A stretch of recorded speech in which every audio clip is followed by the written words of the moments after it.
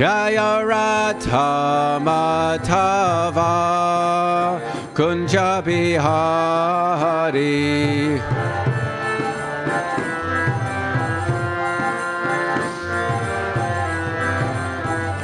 Jaya Gopi Jana Vallabha Girivaradhari.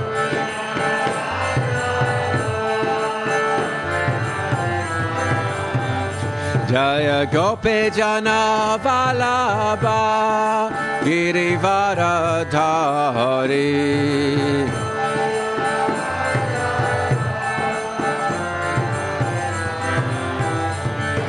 Yashodanandana Braja Janaranjana. Yashodanandana Braja Janaranjana.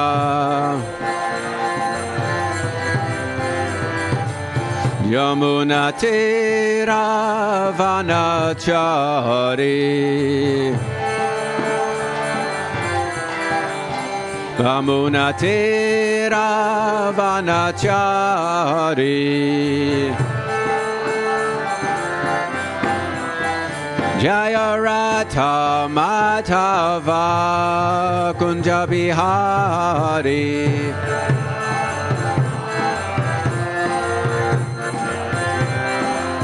Jaya Radha Madhava Kunja Bihari.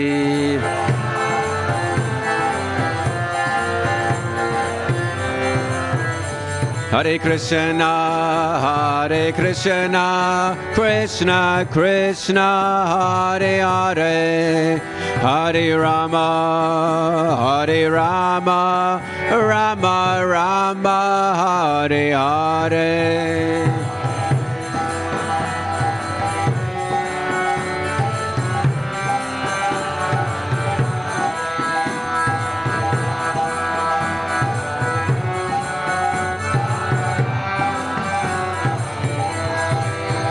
Hare Krishna, Hare Krishna, Krishna Krishna, Hare Hare, Hare Rama, Hare Rama, Rama Rama, Hare Hare.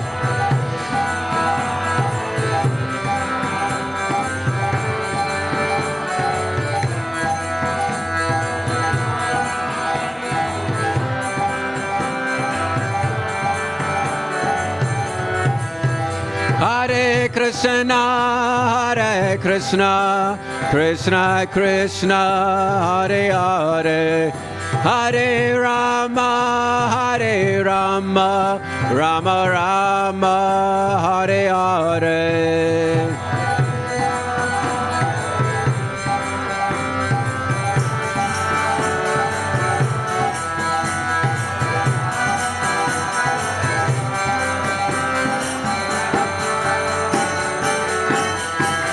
Hare Krishna, Krishna Krishna, Hare Hare, Hare Ram, Ram Ram, Hare Hare.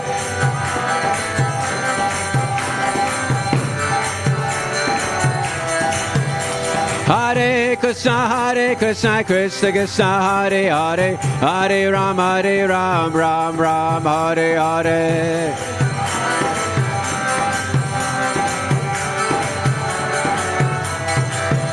Hare Krishna, Krishna Krishna, Hare Hare, Hare Rama, Rama Rama, Hare Hare.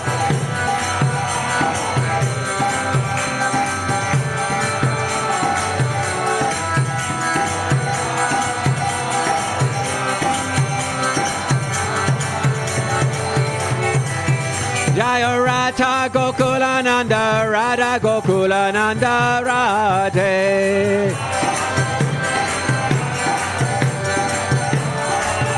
Jaya Prabhupada, Jaya Prabhupada, Prabhupada, Jaya Prabhupada.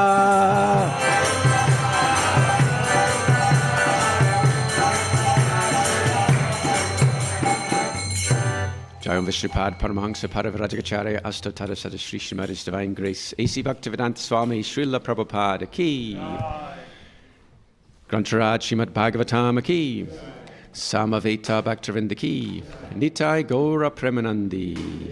All glories to the assembled devotees. All glories to the assembled devotees. All glories to the assembled devotees. All glories to Sri Guru and Sri Gauranga.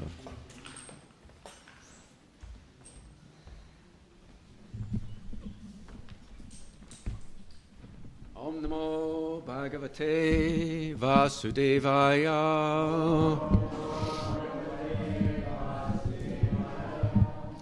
Om Namo Bhagavate Vasudevaya.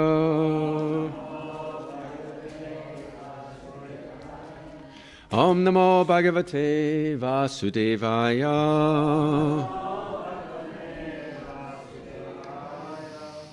Good morning, everyone. So today we're going to read from Canto 3, chapter 11, text number 18. Maitreya Uvacha Kritam Treta Dvaparam Cha Kalishcheti Chatur Yugam Divyar Dvadas Shabir Varshaich Savadhanam Nirupitam Maitreya Uvacha Kritam Treta Dvaparam Cha Kalishcheti Chatur Yugam Divyar Dvadashabhir Varshaich Savadhanam Nirupitam. Shri Radha Gokulananda Ki Jai. Maitreya Uvacha Kritam Treta Dvaparang Cha Kalishcheti Chatur Yugam Divyar Dvadashabhir Varshaich Savadhanam Nirupitam.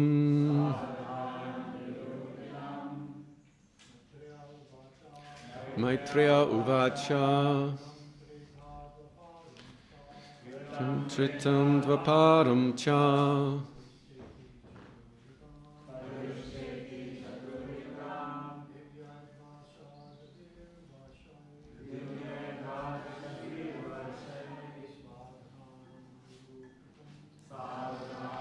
Nirupitam.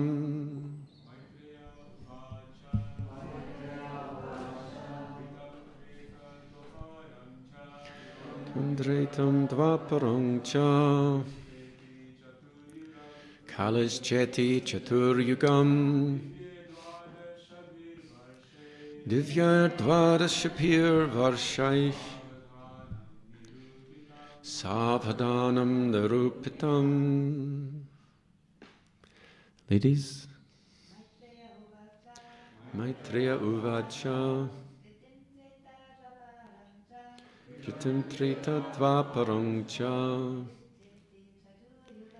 Kalishcheti Chatur Yugam Divyar Dvadashabhir Varshaich Savadhanam Nirupitam. Maitreya Uvacha Kritam Treta Dvaparang Cha Kalishcheti Chatur Yugam Divyar Dvadashabhir Varshaich Savadhana Nirupitam. Keyword for word. Maitreya Uvacha. Maitreya said, Kritam, the age of Satya. Treta, the age of Treta. Dvaparam, the age of Dvapara. Cha, also. Kalihi, the age of Kali. Cha, and. Iti, thus. Chatuh Yugam, 4 millenniums. Divyai of the demigods. Dvadashabhihi 12. Varshai thousands of years. Sa'avadhanam approximately. Nirupitam ascertained. Translation and purport by His Divine Grace Srila Prabhupada. Srila Prabhupada ki jai. Maitreya said, O Vidura, the 4 millenniums are called the Satya, Treta, Dvapara and Kali Yugas. The aggregate number of years of all these combined is equal to 12,000 years of the demigods. So please repeat. Maitreya said, O Vidura, the 4 millenniums are called the Satya, Treta, Dvapara and Kali Yugas. The aggregate number of years of all of these combined is equal to 12,000 years of the demigods. Purport. The years of the demigods are equal to 360 years of humankind. As will be clarified in the subsequent verses, 12,000 of the demigods' years, including the transitional periods which are called Yuga Sandhyas, comprise the total of the aforementioned 4 millenniums. Thus the aggregate of the above-mentioned 4 millenniums is 4,320,000 years. Maitreya Uvacha. Okay, let's do it. It's not standard, but let's do it. Kritam Treta Dvaparam Cha Kalis Cheti Chatur Yugam Divyar Dvarashabir Varshai Savadhanam Nirupitam. Maitreya said, O Vidura, the 4 millenniums are called the Satya, Treta, Dvapara and Kali Yugas. The aggregate number of years of all of these combined is equal to 12,000 years of the demigods.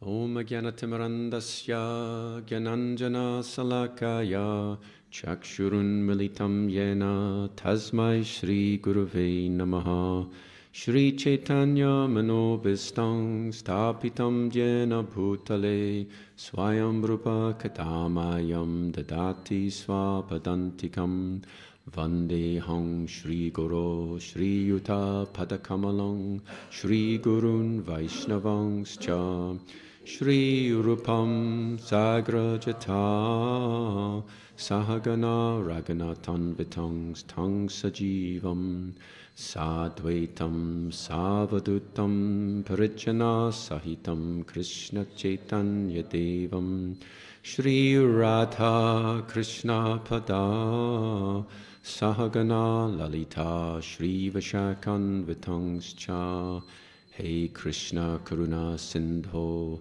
Dinabandho Jagatpati Gopesha Gopika Kanta Radha Kanta Namastate Tapta Kanchana Gaurange Radhe Brindavaneshwari Vrishabhanu Sute Devi Pranamami Haripriye Vanshakalpa Tarubhyascha Pasindubhya Evacha Patitanam Pavanebhyo Vaishnavebhyo Namo Namaha Jai Shri Krishna Chaitanya Prabhu Nityananda Shri Advaita Gadadhar Shivasadi Gaura Bhakta Vrinda Hare Krishna Krishna Krishna Hare Hare Hare Rama Rama Rama Hare Hare.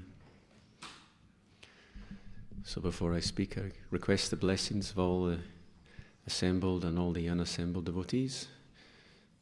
And please bless me that I may say something that's appropriate, that is in line with Shastra, which is beneficial for our spiritual lives. And please excuse any mistakes I make in advance, because I probably will. So this section of the Bhāgavatam, the chapter is called Calculation of Time from the Atom. So most of you will have been following the earlier verses of this chapter. So this is just a little bit of basic physics. How do you calculate time from the atom? Now let's think about this. Atoms have length. Time is time, which is different from length. So how do you actually get time from a length? What's the way to do it?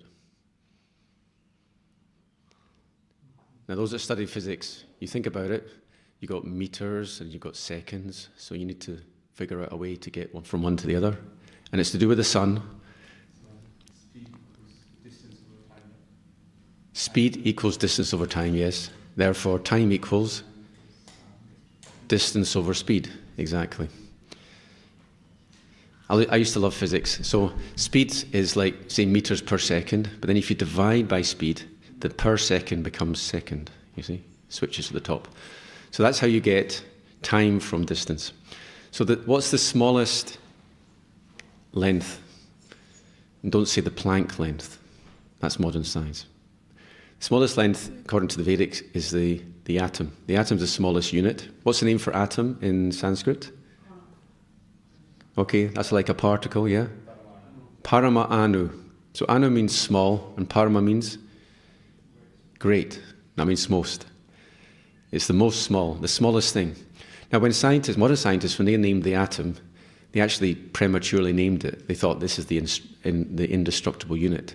But then when they did more research, they found they could break it up into protons, neutrons, and electrons, and then into quarks and muons and tau particles, all sorts of things.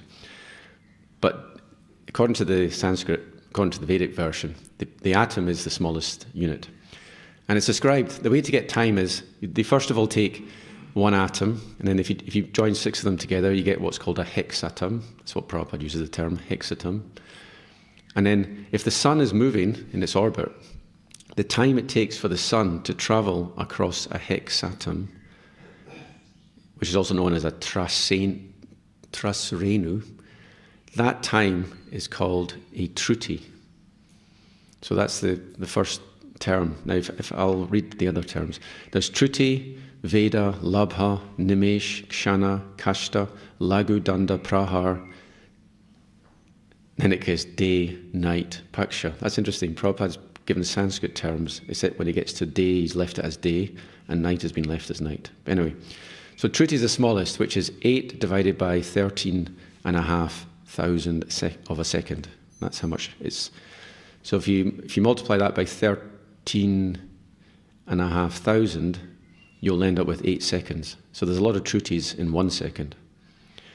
You know, in the Gopi Gita it said, Atasi yad bhavan ane kananam truti yugayate tvam pakshatam. The gopis are feeling so much separation from Krishna that a truti, which according to this is 8 divided by 13,000 or 13,500, is like a yuga.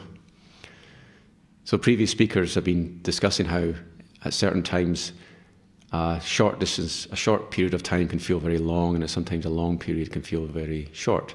For example, during the Rasa dance, that was one night, but it was actually expanded to one night of Lord Brahma, just for the sake of the gopis and Krishna, so they could have their enjoyment would actually feel like a good amount of time, because when one's enjoying, time flies fast. When one's suffering, time is very slow, you see.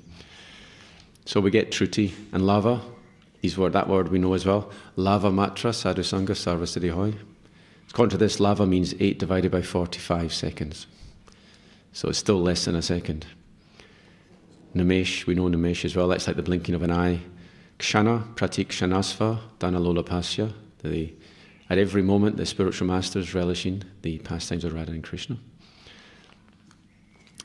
So, here's a question.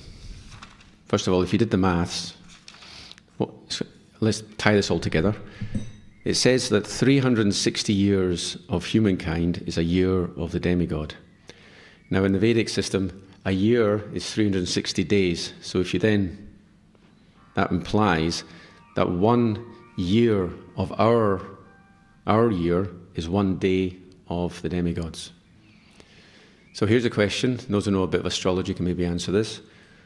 what is the name for the day that is considered to be the beginning of the demigod day? Because you remember, if a demigod day is 360 of our days, that means half a year is the day of the demigod and half the year is the night of the demigods. So what's the first day of the demigods according to astrology? And I'll give you a hint. In English it's called the winter solstice, but it's got a term in Sanskrit or Bengali. It's called Makara Sankranti. And sometimes, remember when Bhishma had the special benediction that he could leave his body when he chose. So he waited for the Uttarayana, when the sun is moving towards the north. So that period, Uttarayana, starts with Makara Sankranti, the winter solstice, up to the summer solstice. And then when the sun starts to drop again, that's from the summer solstice to the winter solstice. That's known as Dakshinayana, right? So these are the terms. So for the demigods, imagine that, 1 year for us, it's just 1 day for the demigods. So their day begins Makara Sankranti, and that's an auspicious occasion.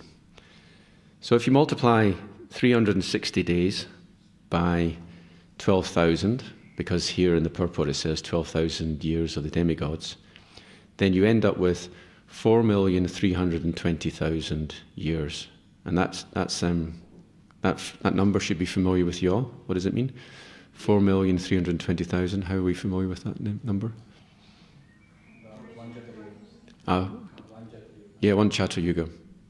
So all the yugas combined. Another thing just to notice, if you divide that by 10, you get 432,000 years, which is the duration of Kali Yuga. And the way it works out is because Dwapara Yuga is twice Kali Yuga, Treta Yuga is 3 times, and Satya Yuga is 4 times. So if you add 1 plus 2 plus 3 plus 4, you get 10. So the Divya Yuga, or the Chatra Yuga, is 10 times more than Kali Yuga. So that's the idea. Now, I mentioned the smallest unit being the atom. So Prabhupada has a term for this. Because the atom is the smallest unit of length, the smallest time unit is called atomic time, and that's the time it takes for the sun's path to cross an atom. I don't think there's a Sanskrit word for it, but that's atomic time. And then Prabhupada refers to supreme time, which is parama. Parama means supreme time. Supreme time is a time of the creation, maintenance and dissolution of the universe. So we're talking here about cycles. The cycles in the translation, the cycles being Satya, Treta, Dvapara and Kali. But if you noticed, the name for Satya Yuga in the Sanskrit is Krita. So I'm going to ask you a little question. Why do you think Satya Yuga is called Krita Yuga? What does Krita mean? What's the connection? It's actually not obvious.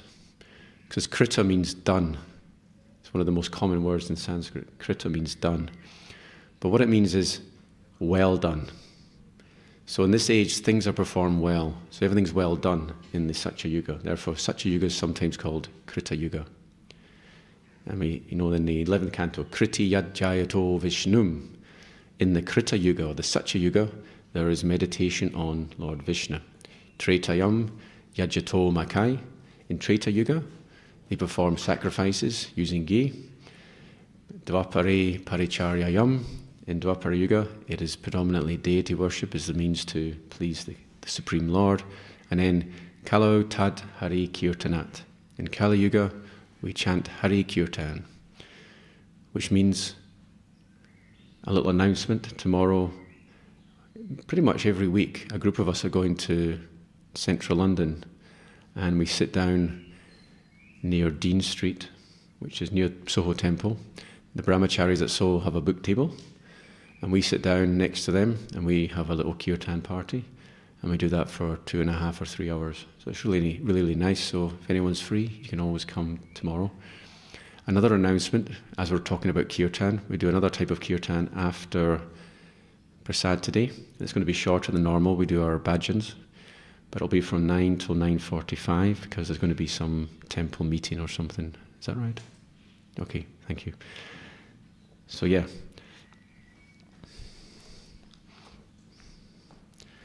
So it's sometimes said that in the Vedic conception, time is cyclical. Now, that's potentially misleading because a cycle suggests that you get back to where you start, but it's not quite like that because we have 1,000 yugas, divya yugas. So when you're cycling, it's more like a helix. You get back to where you started, but you're one yuga further forward. So we have linear time and cyclical time in the Vedic conception. But everything happens in cycles. And as Ashra was reflecting, thinking what was I going to give class on, and I was thinking about the cycles. And I was thinking about, we have a daily cycle. Now here's an interesting thing. If you notice happy devotees, generally happy devotees have a nice cycle. They have a nice program that stays the same every day. It's good for your health, it's also good for your sadhana. What's very interesting is when Prabhupada had his secretaries, they would sometimes comment to each other, did you notice that Prabhupada does the same thing at exactly the same time every day? So he'll chant his Gayatri at exactly the same time, he'll take his meal, he'll do his translation, he'll take rest. Everything was very, very regulated. And it's said that for health, it's very good to be regulated like that. Sometimes we can't do it because we have preaching things, events and stuff. I remember Premanava Prabhu he used to wake up Krishna on a Sunday morning and he'd go on Harinam Sankirtan Saturday night. So he'd come back about 11 o'clock and then he'd be in the deity room at 3 o'clock. So that was kind of killing him a bit. And sometimes just because of preaching we can't have a nice schedule. But if we get the opportunity to, say, go to the Holy Dam and we do some bhajans and do some reading and chanting, it's very nice to get up every day for Mangalarti, do the morning program, have your little prasadam, and then go on pilgrimage or whatever it is you're doing, chant at the 24-hour kirtan pit or whatever it is, read a book, etc. If you get into a schedule, it's very, very beneficial. Not only is it good for our health, but it's very good for our consciousness. Now, I'm going to talk about another cycle. Now, this is an amazing, it's called a Vaishnava song. It's known as Śrimad Mahaprabhur Astakaliya Lila Smarana Mangala Stotra. So just as we have our cycles, we do things on a daily basis, in the spiritual world they have a daily cycle. And it's called the Astakaliya Lila. So Radha and Krishna, they have their Astakaliya Lila. It begins when they've spent the night together, and then the birds wake them up, then they have to separate and go to their individual homes so they don't get caught. Then they pretend that they've been in their houses all the time. They get woken up and they get something to eat, etc. Then Krishna goes out to herd the cows. There's a little secret liaison at around midday with Krishna and the gopis. Krishna and some of the cowherd boys, they don't know about this because Krishna's still there. They're in the Sakyaras, they just seeing Krishna with them herding cows, but he's actually snuck off and he's meeting Radharani, there's some secret location, etc. And this goes on throughout the day. There's so many different stages of the day. And we kind of know about that. It's an advanced topic. You can read about it in Jaiva Dharma by Bhaktivinoda Thakur.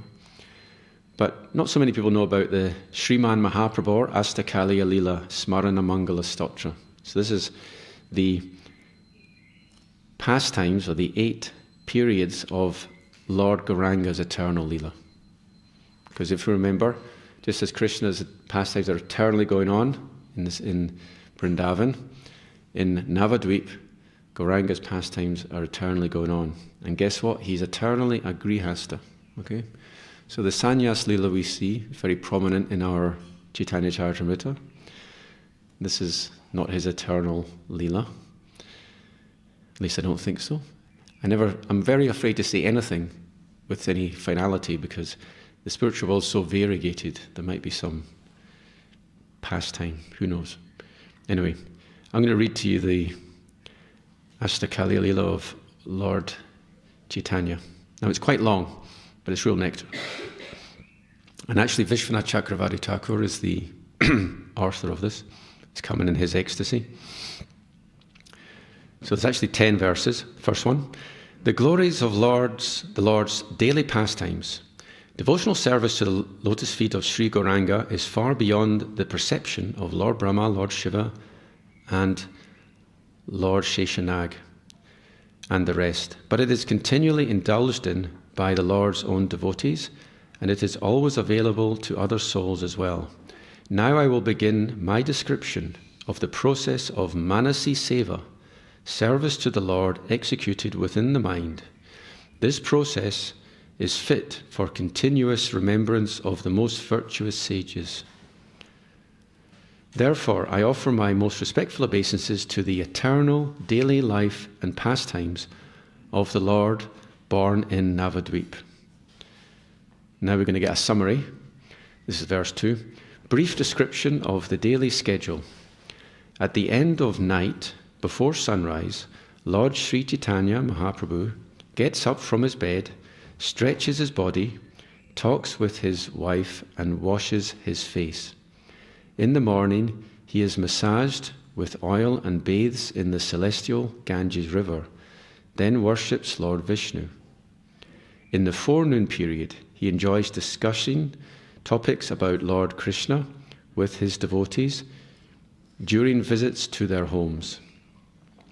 At midday, he enjoys pastimes in the gardens on the bank of the Ganges. In the afternoon, he wanders about the town of Navadvip, sporting with all the residents. At dusk, he returns home to worship Lord Vishnu and perform other rituals. In the evening, he goes to his associates to the courtyard of Shrivas Pandit to chant the holy names and dance in ecstasy. And number 8, at night, he returns home to go to sleep. May this Lord Gaura protect us. So that's the summary. Now we'll read period 1 in detail. Pastimes at the end of the night. At the end of the night, upon hearing a pleasant sound, the pleasant sounds made by many birds, such as cuckoos, roosters, and others, Sri Gaura arises from his bed. With his wife, Sri Vishnupriya, he discusses many topics concerning the transcendental mellows of their mutual loving affairs, and thus they become very pleased. You see, so he wakes up in the morning and he has the Bhāgavatam class, right? Discussing spiritual topics, which is known as Kirtan. It is a Kirtan. There's Nam Kirtan, Rupa Kirtan, Guna Kirtan, Lila Kirtan. So he's engaged in Kirtan eternally in the spiritual world. Then he gets up and goes to another room where he sits upon a raised sitting place and is assisted by his devotees in washing his lotus feet with nicely scented water. Thereafter, he very happily visits his mother, Sri Sachidevi, as well as other friends and relatives in the home. I meditate thus on the daily pastimes of Sri Gaura Sundar. So we see how Sachimata, in the Bauma Lila, Sachimata is feeling great separation from Gauranga. But in the Ashtakaliya Lila, she gets to see him every day. So that's all very nice. Period 2, morning pastimes. In the morning, after sunrise, the Lord goes with his associates to bathe in the Ganges river. While bathing, they also worship Mother Ganges. Shri Shri Radha Gokulananda Ki Jai, Shri Shri Sitaram Lakshman Hanuman Ki Jai, Shri Shri Gauritai Ki Jai.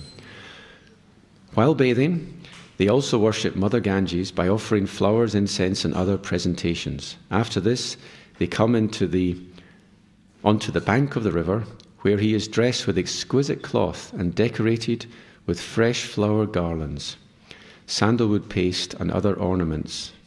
Notice here that he's kind of worshipped as Krishna. There's worship of Gauranga. In the Boma Lila, he never wanted to hear any talk about how he was God, and he was just in the mood of being a devotee. But we see in this description, he's actually been given honor and respect and everything. Then they all return to his home in order to perform opulent worship of Lord Vishnu, but now he's worshipping Vishnu, you see, as well as other rituals, after which they partake of the foods which were offered to Lord Vishnu. After washing his hands and mouth, Lord Gaura goes into another room to rest very happily for a while. I meditate thus on the daily pastimes of Sri Gaura Hari. Period 3, forenoon pastimes. Upon the arrival of the forenoon period, the Lord gets up from his nap and stretches his body. Then he washes his lotus feet with sweetly scented water. Meeting with his devotees, who are all very fond of chanting Sri Harinam Kirtan, he personally tastes and relishes the chanting of the holy names. Thus he sports, sometimes in the homes of various devotees and sometimes in his own home. In this way, he increases the ecstatic pleasure of all the people of Navadvip to limitless heights. I meditate thus on the daily pastimes of Sri Gaurachandra. Period 4, midday pastimes. During the midday period, Lord Chaitanya continues to enjoy the performance of intensely enthusiastic chanting and dancing, surrounded by his own dear devotees, such as the moon-like Advaitacharya, Gadadhar Pandit, and the divine madman. Who's that? Yes, Srila Nityananda Prabhu. Afterwards, they all wander throughout the gardens and groves on the bank of the Ganges, where they enjoy the sweet cooling breezes from the river. Hearing the pleasant sounds of the bumblebees in those gardens, the Lord... Anyone seen a bumblebee in Navadvip? They have pollination, so they must be there. I've never seen one. Hearing the pleasant sound of the bumblebees in those gardens, the Lord remembers his own ecstatic pastimes of Radha and Krishna, as they are occurring simultaneously in his own forest of Vrindavan. I meditate thus on the daily pastimes of Sri Gauranga. So this is really funny because his Astakali Leela is to meditate on Radha Krishna Astakali Leela. Period 5. Afternoon pastimes. During the splendidly beautiful afternoon period, the Lord and his devotees become equally maddened in ecstatic love, and being ornamented like this, they expand ever-increasing ripples of auspicious benefit for all the three worlds. Auspicious benefit. That's an interesting phrase. Where does that appear in the what's it called? Cheto Darpana Marjanan. Where does it appear? You can find, what's the Sanskrit phrase? Sikshastikam. Shreya Kairava Chandrika. That's the lotus of good fortune. Yeah, auspiciousness. Shreya Kairava Chandrita Vitaranam, the spreading the rays of the benediction moon. Ripples of auspicious benefit for all three worlds. In this mood, they leave the gardens and travel back toward his home. On the way, they satisfy the eyes of all the townspeople, just as the moon satisfies the chakora bird with its moonbeams. Reaching home, the Lord is lavished with loving attention by his mother. I thus meditate on the daily pastimes of Gaura. Period 6, sunset pastimes. At dusk, the Lord bathes with his dear friends in the river Ganges. Notice how the Ganges is in so many of the pastimes. Who flows in three parts. They devoutly worship the Ganges by offering ghee lamps, flowers, and other articles. Afterwards, the Lord puts on fresh silken clothes and is adorned with flower garlands and other decorations. Then he worships Lord Vishnu by performing the evening arti ceremony, offering ghee lamps and other articles. Afterwards, he and his friends partake of the foodstuffs and betel nuts that were offered to Lord Vishnu. I thus meditate on the daily pastimes of Lord Gaurasundar. Period 7, evening pastimes. In the evening time, the Lord goes to the home of, who do you think it is? Srivas Pandit, yes, accompanied by Sri Advaitachandra and other dear associates. So we see that some of the Bhauma Leela coincides with some of the Nitya Leela, Ashtakali Leela, namely the Kirtan events in the house of Srivas Pandit. And said that actually the Lord manifested directly in 4 places. Lord Gauranga, Sachira Mandire in the temple of Sachimata, and Srivas Kirtane at the Srivas Pandit house Kirtans, he was manifest. Nityananda Nartane, wherever Lord Nityananda was dancing, and Raghava Bhavane in the house of Raghava Pandit, where they were cooking wonderful preparations for Lord Gauranga. So this is known as the Avirbhav, is it? The Avirbhav manifestation of the Lord. So we say that the Lord Chaitanya left Sachimata, but actually whenever she offered food Lord Gauranga was actually present. So that's a special manifestation of Lord called as the Avirbhav manifestation. I think it's called Avirbhav, is that right? Avesh incarnation, anyway. Does anyone know the right phrase? Is that right? The Avirbhav manifestation? Another example is, he manifested in Nakula Brahmachari. So Nakula Brahmachari's ecstasies were so intense, they were actually, you can please, we've got our scribe here, he's going to find please find, if you type Satchira Mandire, etc., you'll get it up. And then you can find the name. There's Avesh, there's a phrases like Avesh incarnation or Avirbhav. I'm trying to get the exact phrase. And while you're doing that, I'll carry on reading the stotra. Sri Advaita Chandra and other dear associates.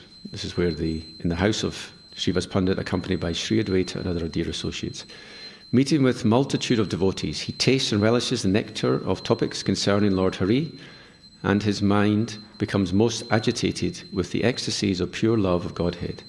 Then, becoming very eager to relish the congregational chanting of the holy names of the Lord, he orchestrates the performance of intensely jubilant Sankirtan, which attains the summit of passionate glorification of the holy names. I thus meditate on the daily pastimes of Sri Gaura Sundar. And there's 2 more verses. Now we're going to have the nighttime pastimes, midnight pastimes.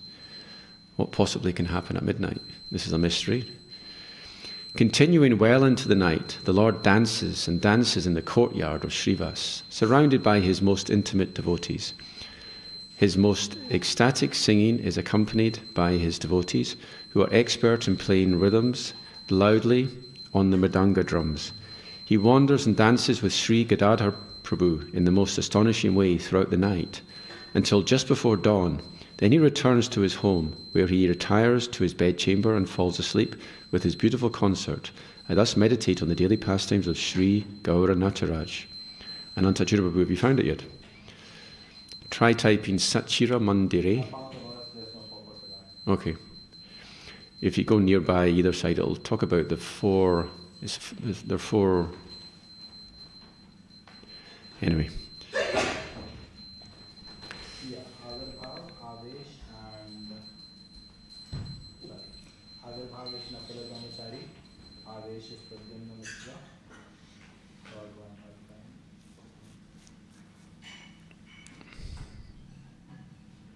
Sakshat as well.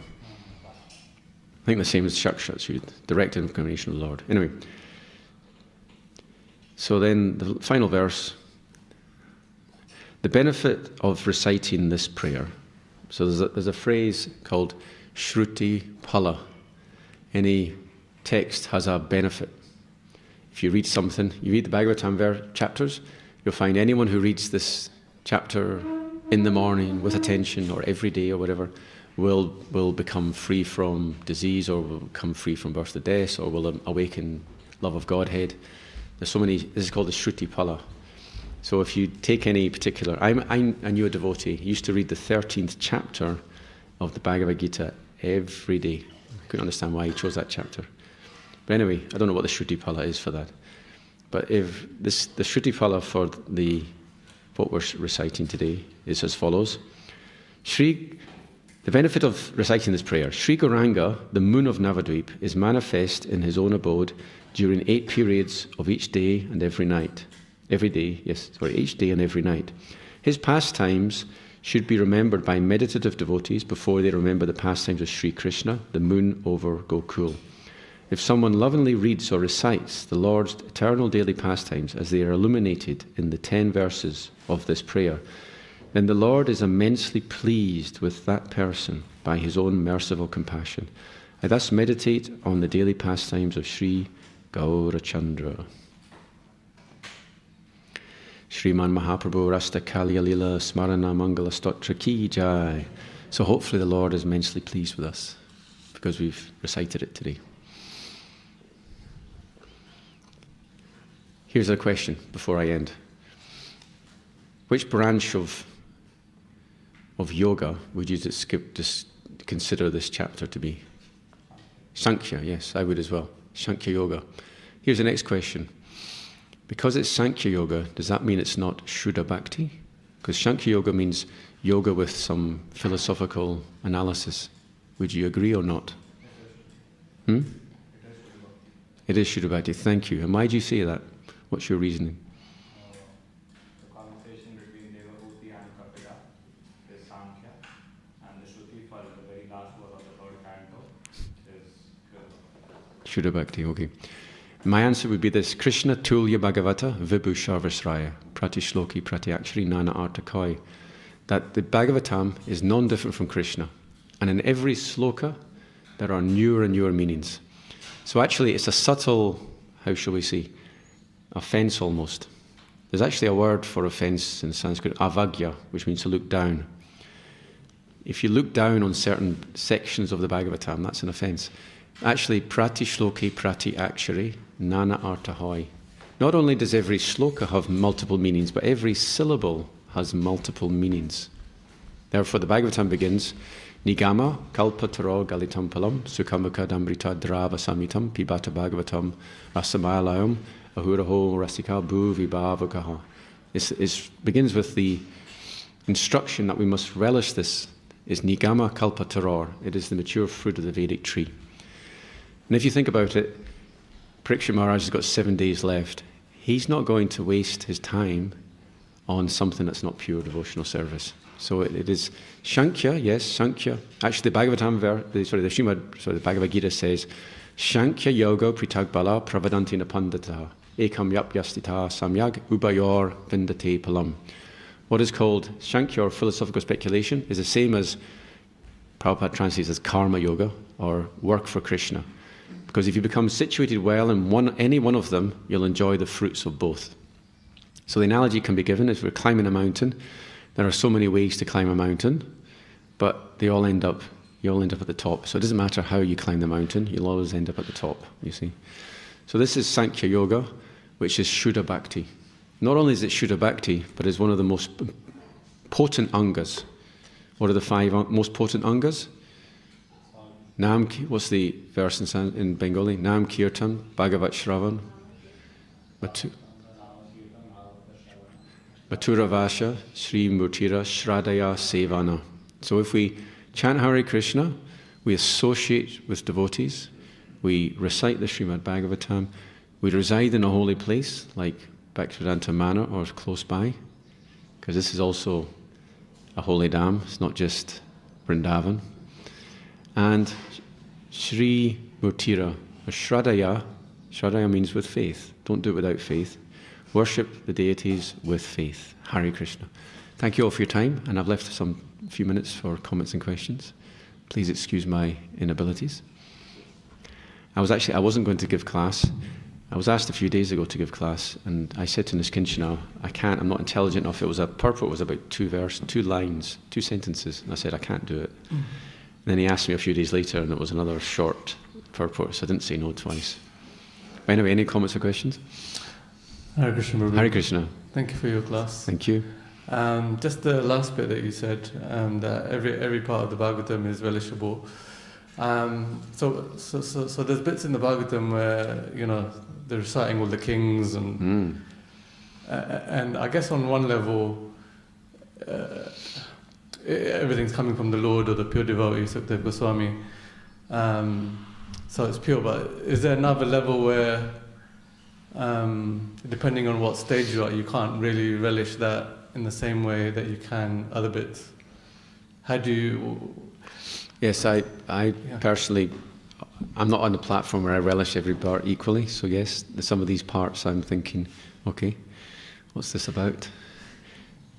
Now on that topic of kings, so it's also said, it's all about, there's also the element of status, right? A Mahapurana, what's a Mahapurana?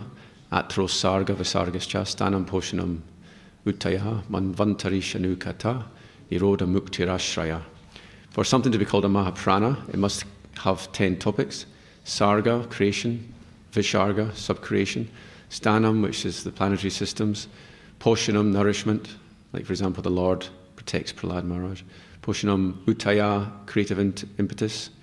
Manvantar, the periods of the Manus. Manvantar Ishanukata, the description of the avatars. Nirodha, winding up. Mukti, liberation, and Ashraya, which means the shelter, which is Krishna.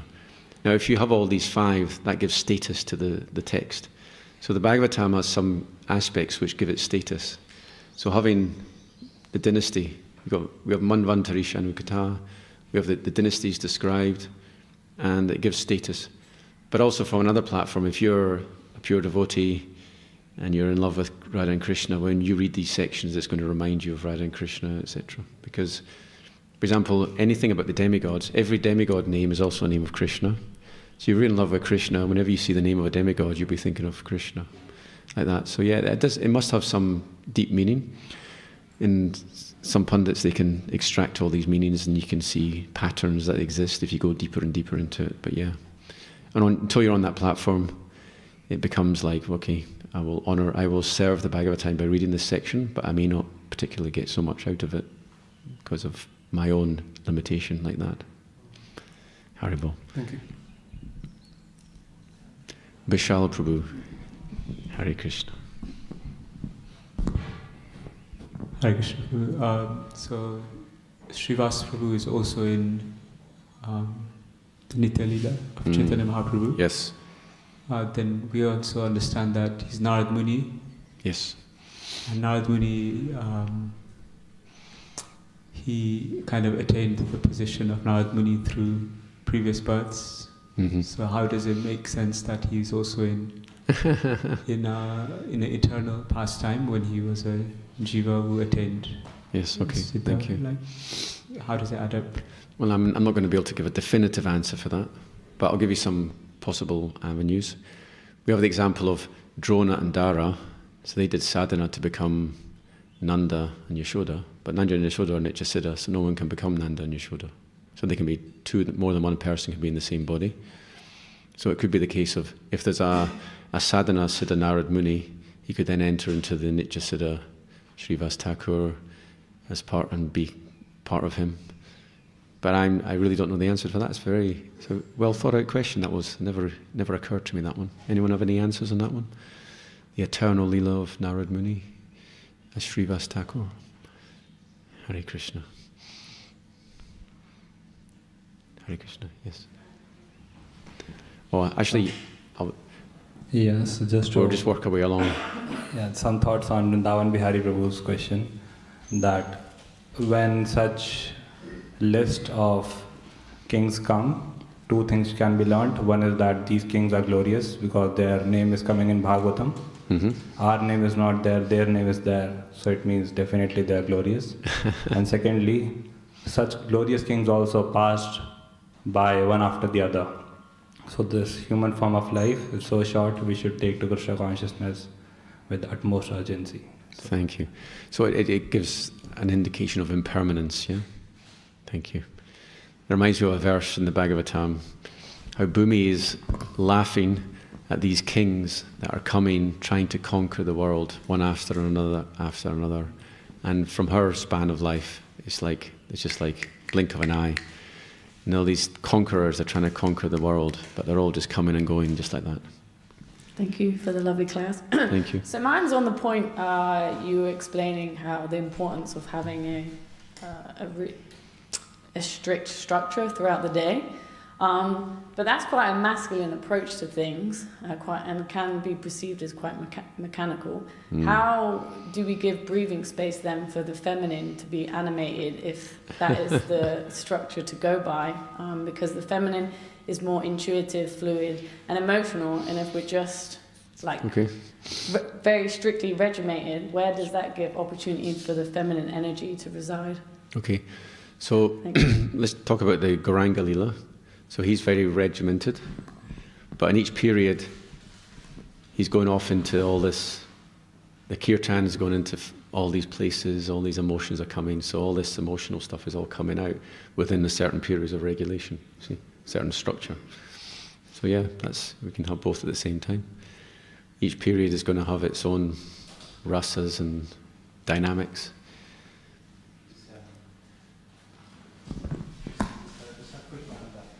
Yeah.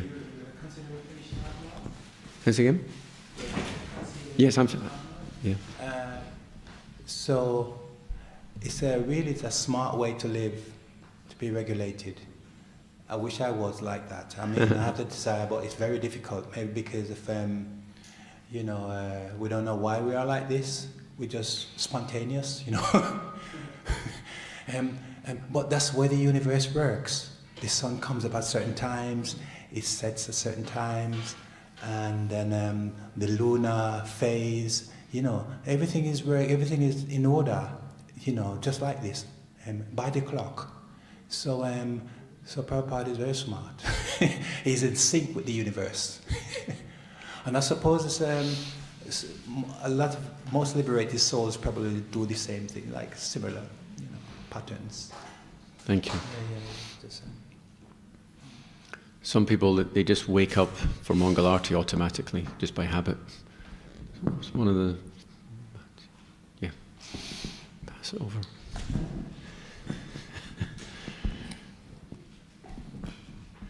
If anyone needs to go for service and prasadam, you can leave early. Thank you.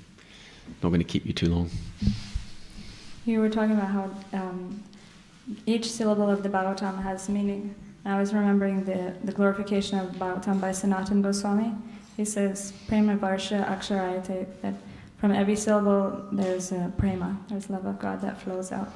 Thank you so much. That's a lovely phrase. Prema Varsha Prema Akshara. Varsha Aksharayate.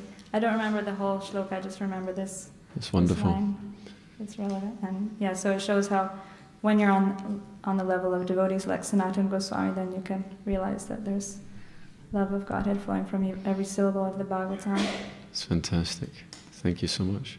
Also, I was thinking about how the Bhagavatam gives lists of kings. So in the 12th canto, it gives a list of kings that will appear in the future of Kali Yuga. And so I thought that this is really nice because it proves how Bhagavatam is correct. Because if you go to the history books, you can see that these kings that are mentioned in the Bhagavatam that will appear in the future, like Chandragupta and Chanakya Pandit, they're just go back to like 100 years ago or a few hundred years ago, and they're still recorded in the Indian history books, so we can see that everything that Vyasadeva said, it's actually true, it became true. Thank you. Then we can have faith that everything that he says will also become true, like in the future of Kali Yuga and all of that. Jai. Yeah, there's that section is also a statement we will not discuss further because the kings after these kings were just not very good quality, so we're not even going to mention them. So as I was mentioned before, if the king's mentioned in the Bhagavatam, this is quite a special king. Okay. Granthara Śrimad Bhāgavatam ki jai. Srila Prabhupada ki jai. So if you're free at 9 o'clock, we're having short bhajans in the temple room at 9 o'clock. Hare Krishna.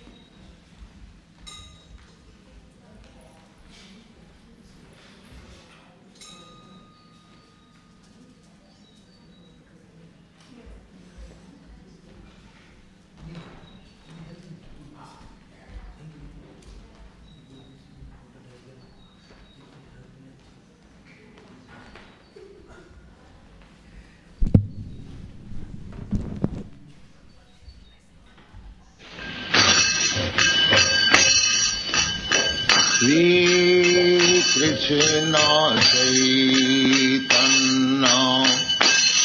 Prabhu Nityananda Shri Advaita Gadadhar Sivasadi